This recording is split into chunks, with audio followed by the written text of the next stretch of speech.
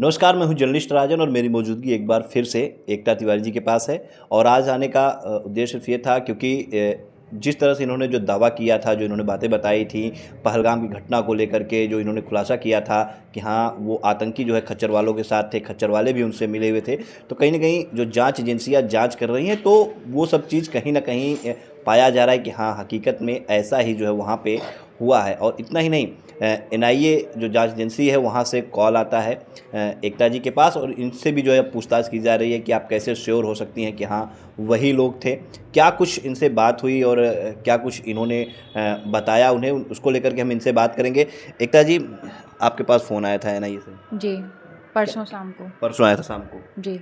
परसों भी हम आए थे और आपके हस्बैंड का भी इंटरव्यू हमने किया था, उसके बाद आया था फ़ोन? हाँ, उनका आया था 6:55 पर। शाम को। जी। क्या कुछ कहा उन्होंने, क्या पूछताछ हुई जो है? वो बोले कि आप यूट्यूब वगैरह पे कहीं मत डालिएगा और ये जो है एनआईए दिल्ली से हम बात कर रहे हैं और आप उस दिन क्या-क्या हुआ था वो सारी डिटेल्स बताओ। तो मैंने बताया तो बोले वो तो वीडियोज़ वगैरह में हमने सुना है कुछ ऐसी चीज़ जो आप ना बताए हों। तो मैंने जो भी था बताया उनको और मेरे से बोले जितने भी आपके पहलगाम के फ़ोटोज़, वीडियोज़ हैं वो हमें शेयर करिए। आपने सारे वीडियोज़ वगैरह शेयर किए। हाँ। अच्छा, उन्होंने आपसे ये भी कहा था कि आप यूट्यूब वगैरह मत डालिएगा, फिर भी आप ये बातें जो है बता रही हैं। कल तमाम चैनल्स पे भी ये चल रहे थे कि हाँ, एनआईए से आपके पास कॉल आया था। अब पता नहीं सर जागरण वाले कहाँ से खबर ले लेते हैं। वो यहाँ पे पहुँच गए थे। फिर भी अगर वो पहुँच गए तो आपको उनसे भी ये लेकिन कहना मैंने चाहिए। बात जो हुई थी वो कभी किसी चैनल में नहीं बताई है। फिर भी ये भी तो गोपनीय रखना चाहिए था एक तौर से कि हाँ, एनआईए से आपके पास कॉल आया, क्योंकि जाँच एजेंसी है, वो जाँच कर रही है उस पूरे मामले पे। तो कहीं आपको नहीं लगता कि ये छुपाना चाहिए था, जानकारी नहीं देनी चाहिए थी? मीडिया अपने सूत्रों से पता कर चली आई तो उनको भी आप रोकना चाहिए था। आप लोगों से कौन छुपा सकता है सर? आप लोगों को पहले ही से पता रहता है। जागरण वाले और वो जो आए थे उनको पहले से ही पता था। तो मैंने फ़ोन देखा, मैंने बोला कि मेरे पास 3-4 कॉल आई थी, फिर मैंने उनसे बात की। तो बात करके मैंने उनको ये नहीं बताया क्या बात हुई, मैंने बोला हाँ, कॉल आया था, 4-5 मिनट बात हुई है। तो मतलब जो बातें हुई, जो गोपनीय बातें हुई, उसकी जानकारी आपने शेयर नहीं की। वो किसी को शेयर नहीं चलिए, की। ये तो आपने बहुत अच्छा किया, क्योंकि जांच एजेंसियां हैं, वो जांच कर रही हैं, तो जो गोपनीय बातें हैं वो जो है निश्चित तौर पे मीडिया में नहीं आनी चाहिए, क्योंकि अगर वो सब सामने आ जाती है तो कहीं न कहीं जो दुश्मन है उनको भी इसका फ़ायदा साफ तौर पे मिल सकता है। आपने दावा किया था कि हाँ, वो आतंकी जो है वहाँ पे थे, और जिस तरह से वहाँ पे जो मीडिया कवरेज भी कर रही है, बड़े-बड़े चैनल जो वहाँ पे लगे हुए हैं, और जो निकल कर के आ रहा है, यही निकल के आ रहा है कि हाँ, आतंकी जो है 20 तारीख को ही वहाँ पे 20 तारीख को वहाँ पे पहले उन्होंने रेकी की, वहाँ पे पहुँचे हुए थे, और पहले से ही वहाँ पे घाटी में जो है बंदूकें छिपा दी गई थी। तो आपकी ये बातें जो है सही होती हुई नज़र आ रही हैं, और लगातार जो लोग ये कह रहे थे कि नहीं, आप सिर्फ फेमस होने के लिए कह रही हैं, तो कहीं न कहीं लोगों को अब ये एहसास हो जाएगा कि हाँ, नहीं, आपने सही जानकारी दी है।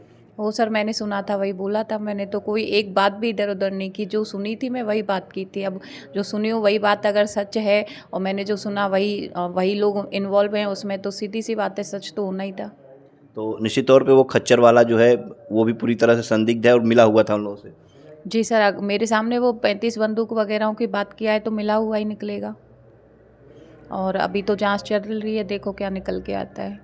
बिल्कुल, देखिए, अभी पूछताछ उससे चल रही है, और जो तमाम मीडिया चैनल्स पे खबरें चल रही हैं उसमें यही चल रहा है कि हाँ, बंदूकें जो हैं पहले से वहाँ पे पहुँचा दी गई थी, बंदूकें जो हैं पहले से रख दी गई थी, और 20 तारीख को भी वहाँ पे जो आतंकी थे उन्होंने जो है रेकी की थी, वहाँ पे देखा था। और ऐसे में ये कहना गलत नहीं होगा कि हाँ, 20 तारीख को ही शायद वो लोग घटना को अंजाम देने वाले थे, लेकिन जो 20 लोगों का जत्था था, इन लोगों का, ये ऊपर नहीं जाता है, लौट आती हैं शायद उसके बाद। वो अपने मंसूबों में जो है कामयाब नहीं हो पाते, अपने मकसद में कामयाब नहीं हो पाते, और उसके बाद वो 22 तारीख की घटना को जो है 22 तारीख को घटना को अंजाम देते हैं।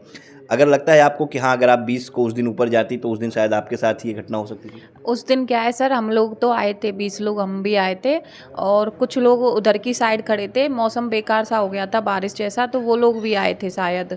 और 4-5 हॉर्स को मैं ले आई थी, मैंने बोला ऊपर जाना सेफ नहीं है और कुछ सही नहीं लग रहा है, तो 4-5 खच्चर वाले जो जा रहे थे उनको हम ले आए थे।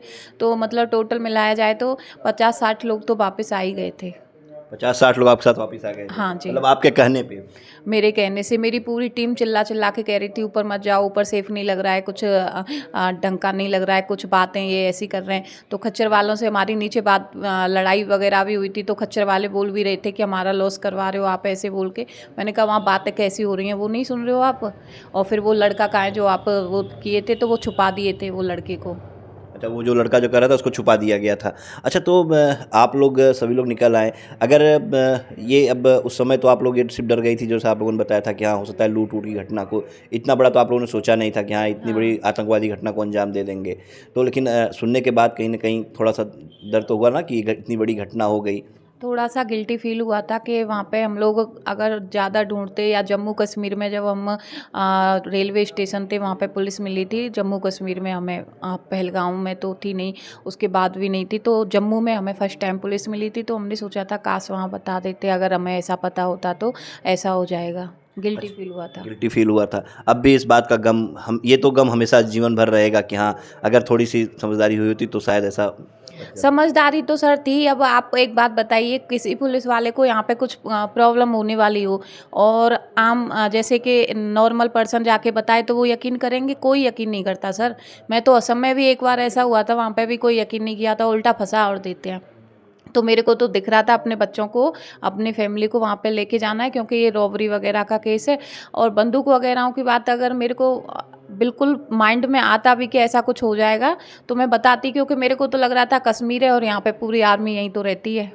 जी हाँ, बिल्कुल। देखिए, आमतौर पे ऐसा ही होता है, जब आप कोई शिकायत करने जाइए तो आमतौर पे आपसे सवालात ज़्यादा होते हैं, और शायद यही वजह थी कि जो इस समय होता अब है उसी को देख कर के शायद इन्होंने उस समय जो है सिर्फ वहाँ से अपने लोगों को लेकर के निकली, या सोची कि कौन जाए सूचना देने, क्योंकि इन्हें आशंका इस बात की नहीं थी कि हाँ, इस तरह से कोई आतंकी घटना को अंजाम दिया जाना होगा।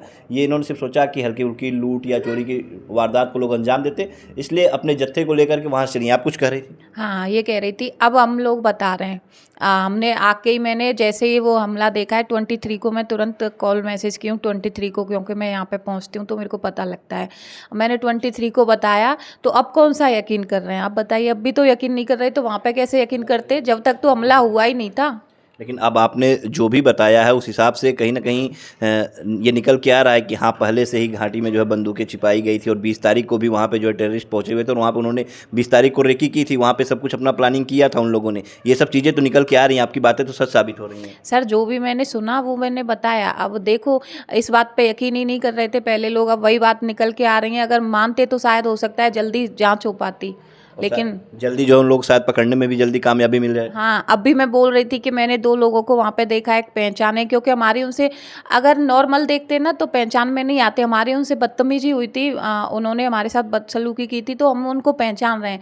मैं क्या, मेरे 15 लोग जो साथ में थे, 4-5 तो बच्चे थे, वो बड़े-बड़े जो भी हैं सब पहचान रहे हैं। आप भाइयों से पूछ लो, हस्बैंड से पूछ लो, या फिर मेरी फ्रेंड से। अगर इंटरव्यू ना लेते हैं, अगर आप मीडिया के में नहीं होते हो, पुलिस वाले, और वैसे पूछताछ करते हो, तो वो सब बताने को रेडी हैं। सब कुछ बताते हैं, डिटेल देते हैं पूरा। हाँ।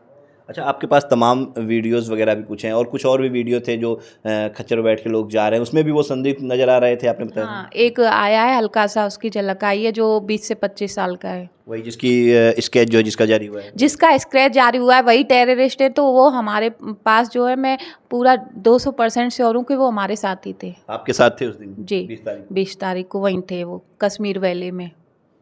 जी हाँ, बिल्कुल। देखिए, एकता जी का दावा अभी भी वही है कि हाँ, 20 तारीख को वो टेररिस्ट वहाँ पे थे, जिनका स्केच जारी हुआ, वो इनके साथ ही खच्चर वालों के साथ जो है वो चल रहे थे, और तमाम कुछ और वीडियो इनके जो हैं वो जो ये दिखा रही हैं कि हाँ, उसमें खच्चर वालों के साथ वो लोग कहीं न कहीं नज़र आ रहे हैं। रेनकोट वगैरह पहने हुए थे क्योंकि बरसात हो रही थी। रेनकोट पहने हुए थे, और वो लोग जो है, जैसे कि हम लोग ऐसे जा रहे थे, वो इधर की साइड से आते हैं, राइट हैंड की साइड से, तो हमें लगा कि वो 6-7 लोग नीचे चले गए, उनकी जगह आए होंगे, तो हम लोगों ने, हमारे पूरे टीम ने कुछ पूछताछ नहीं की।